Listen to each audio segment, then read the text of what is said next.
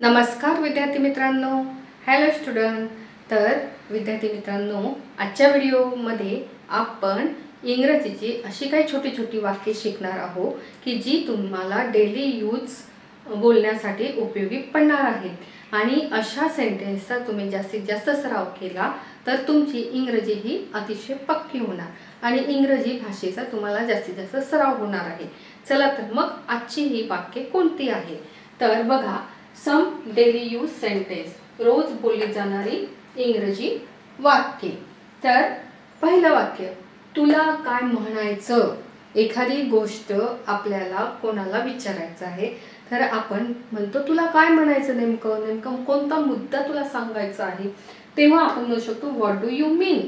तेव्हा इंग्रजीमध्ये त्याला म्हणतात व्हॉट डू यू मीन. तुला काय म्हणायचं, व्हॉट डू यू मीन. कशासाठी हा शब्द जेव्हा आपण वापरतो तर तो इंग्रजीमध्ये कसा बोलायचा तर व्हॉट फॉर. कशासाठी, व्हॉट फॉर. कशाबद्दल, एखाद्या विषयी काही गोष्ट आपल्याला माहिती करून घ्यायची असते तर त्यासाठी कशाबद्दल असं जेव्हा आपण विचारतो तर ते इंग्रजीमध्ये काय म्हणतात, व्हॉट अबाउट. कशाबद्दल, व्हॉट अबाउट. कुठून, एखादी गोष्ट कुठून सुरुवात झाली, कुठून या शब्दासाठी फ्रॉम व्हेअर हा शब्द इंग्रजी आहे. माहित नाही, आपल्याला एखाद्याला म्हणायचं आहे की एखादी गोष्ट माहिती नाही. माहित नाही हा शब्द इंग्रजीमध्ये कसा बोलायचा तर डोंट नो. माहित नाही, डोंट नो. आता माहित नाही सोबत मला माहिती नाही. आता कोणाला माहिती नाही, मला, तुला, तिला, त्याला असं सुद्धा आपण म्हणू शकतो. तर मला माहिती नाही, मला माहित नाही, आय डोंट नो. मला माहिती नाही, आय डोंट नो. याच्यामध्ये तुला माहिती नाही, डू यू नो.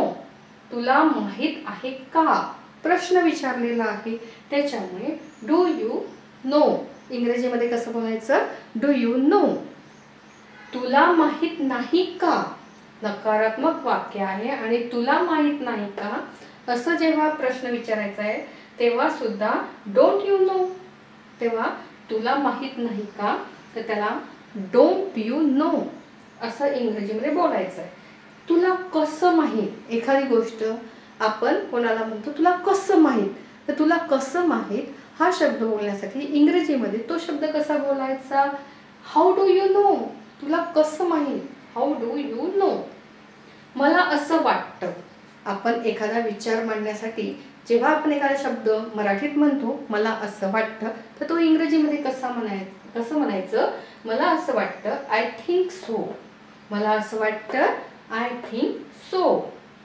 मला असं वाटत नाही, हेच वाक्य नकारात्मक बोलण्यासाठी मला असं वाटत नाही, आय डोंट थिंक सो. जसं मला वाटतं म्हणण्यासाठी आय थिंक सो आणि मला वाटत नाही असं म्हणण्यासाठी आय डोंट थिंक सो. असं इंग्रजीमध्ये बोलण्याची तुम्ही जास्तीत जास्त प्रॅक्टिस केली पाहिजे. तुला काय वाटतं, जसं आता मला वाटतं तसं तुला काय वाटतं. आपण तुला, त्याला, तिला काय वाटतं यासाठी वेगळे वेगळे प्रोनाउन्स त्याच्यासाठी वापरू शकतो, वेगळे वेगळे कर्ते वापरू शकतो. तसं तुला काय वाटतं, व्हॉट डू यू थिंक. तुला काय वाटतं, व्हॉट डू यू थिंक. फारच जास्त आहे, एखादी गोष्ट अति आहे ती गोष्ट सांगण्यासाठी इंग्लिशमध्ये कुठला शब्द वापरतात किंवा कुठले वाक्य रचना करतात तर फारच जास्त आहे, टू मच. एखादी गोष्ट अति होत आहे तर टू मच असं म्हणावं लागतं. तर विद्यार्थी मित्रांनो, आजच्या व्हिडिओमध्ये आपण जवळपास 10 ते 12 13 शब्द शिकलेली आहे की जी अगदी सिंपल आणि साधी सोपी आहे, जी तुम्हाला लक्षात ठेवायला सुद्धा सोपी आहे. आणि असंच आपण रोजच्या एका व्हिडिओमध्ये अशा काही वाक्यांचा, शब्दांचा सराव करणार आहोत जेणेकरून तुम्हाला इंग्रजी बोलायला अगदी सहज सोपे होईल. तर आजची ही वाक्यरचना किंवा आजचे हे इंग्रजी सेंटेन्स तुम्हाला नक्कीच समजलेले असेल. ह्या सेंटेन्सचा जास्तीत जास्त सराव करा आणि तुमची इंग्रजी भाषा ही पक्की करा आणि तुम्ही नक्कीच इंग्रजी बोलायला काही दिवसातच शिकणार आहेत. तर व्हिडिओ पूर्ण बघितल्याबद्दल खूप खूप धन्यवाद. Thank you very much.